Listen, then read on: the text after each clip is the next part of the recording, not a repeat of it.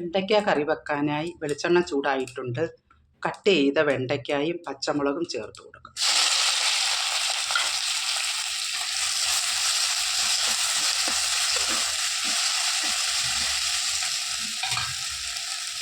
ഒരു സവാള കട്ട് ചെയ്ത്,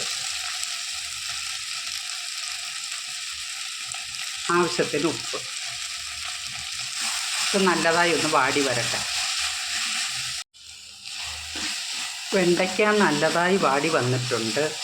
ഇനി ഇത് വേവിക്കാനുള്ള മസാലകൾ ചേർത്ത് കൊടുക്കുക. മുളക് പൊടി 1/4 ടീസ്പൂൺ, 1/4 ടീസ്പൂൺ മല്ലിപ്പൊടി, 1/4 ടീസ്പൂൺ മഞ്ഞൾപ്പൊടി,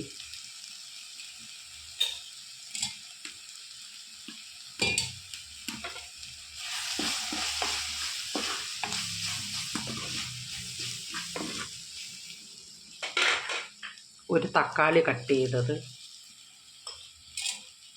ആവശ്യത്തിന് വെള്ളവും ചേർത്ത് വേവിച്ചെടുക്കാം. എല്ലാം നന്നായി വെന്ത് വന്നിട്ടുണ്ട്.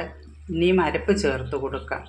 തേങ്ങയും അല്പം മഞ്ഞൾപ്പൊടിയും 2 കഷ്ണം ചുവന്നുള്ളിയും ചേർത്ത് മിക്സിയിൽ നന്നായി അരച്ചത് ചേർക്കാം.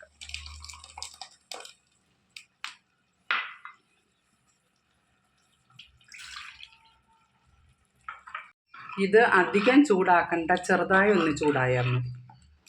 കടുക് താളിച്ചത് ചേർത്ത്.